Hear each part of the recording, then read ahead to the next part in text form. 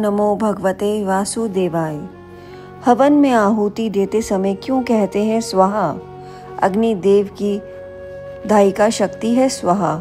अग्निदेव में जो जलने की तेज रूपा दाहिका शक्ति है। अग्निदेव में जो जलने की तेज रूपा दाहिका शक्ति है, मैं देवी स्वाहा का सूक्ष्म रूप है।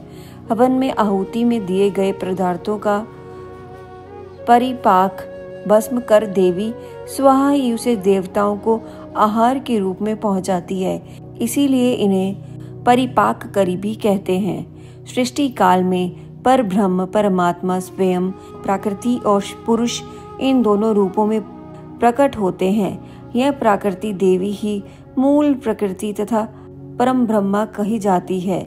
यह आदि शक्ति अनेक लीला रूप धारण करती है।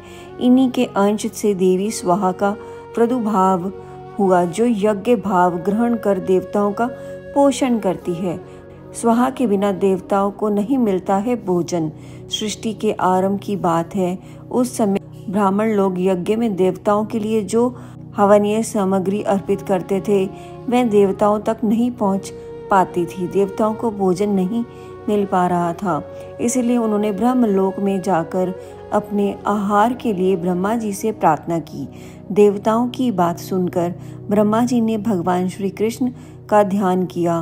भगवान के आदेश पर ब्रह्मा जी देवी मूल प्रकृति की उपासना करने लगे। इससे प्रसन्न होकर देवी मूल प्रकृति की कला से देवी स्वाहा प्रकट हो गई और ब्रह्मा जी से वर मांगने को कहा। ब्रह्मा जी ने कहा, आप अग्निदेव की दाहिका शक्ति होने की कृपा करें। आपके बिना अग्नि आहुतियों को भस्म करने में असमर्थ है। आप अग्निदेव की गृह स्वामिनी बनकर लोक परोपकार करें। ब्रह्मा जी की बात सुनकर भगवान श्री कृष्ण में अनुरुक्त देवी स्वाहा उदास हो गई और बोली, पर ब्रह्म श्री कृष्ण के अलावा संसार में जो कुछ भी है सब भ्रम है। तुम जगत की रक्षा करते हो। शंकर ने मृत्यु पर विजय प्राप्त की है। शेषनाग संपूर्ण विश्व को धारण करते हैं। गणेश जी सभी देवताओं में अग्र पूज्य हैं। यह सब उन भगवान श्री कृष्ण की उपासना का ही फल है। यह कहकर वह भगवान श्री कृष्ण को प्राप्त करने के लिए तपस्या करने चली गई और वर्षों तक एक पैर पर खड़ी होकर उन्होंने तप किया।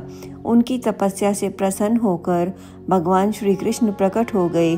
देवी स्वाहा के तप के अभिप्राय को जानकर भगवान श्री कृष्ण ने कहा, तुम वराह कल्प में मेरी प्रिय बनोगी और तुम्हारा नाम नग्नजीती होगा। राजा नग्नजीत तुम्हारे पिता होंगे। इस समय तुम दाहिका शक्ति से संपन्न होकर अग्निदेव की पत्नी बनो और देवताओं को संतृप्त करो। मेरे वरदान में तुम मंत्रों का अंग बनकर पूजा प्राप्त करोगी। जो मानव मंत्र के अंत में तुम्हारे नाम का उच्चारण करके देवताओं के लिए हवन पदार्थ अर्पण करेंगे, वह देवताओं का सहज ही उपलब्ध हो जाएंगे।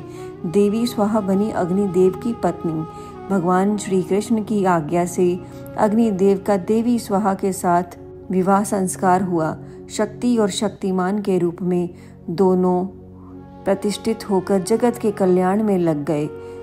तब से ऋषि मुनि और ब्राह्मण मंत्रों के साथ स्वाहा का उच्चारण करके अग्नि में आहुति देने लगे और वह हय पदार्थ देवताओं को आहार रूप में प्राप्त होने लगा।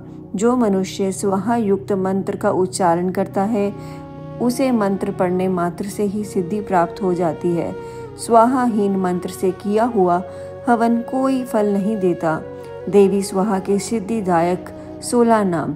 देवी स्वाहा के 16 नाम इस प्रकार हैं। स्वाहा वही प्रिया, वही जया, संतोषकरणी, शक्ति, क्रिया, कालदात्री, परिपकार करी, ध्रुवा, गति, नरधायिका, धन क्षमा, संसार स्वरूपा, घोर संसार तारिणी, देव जीवन रूपा, देव पोषण कारिणी।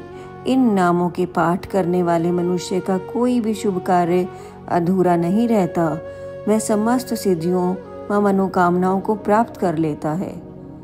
ओम नमो भगवते वासुदेवाय।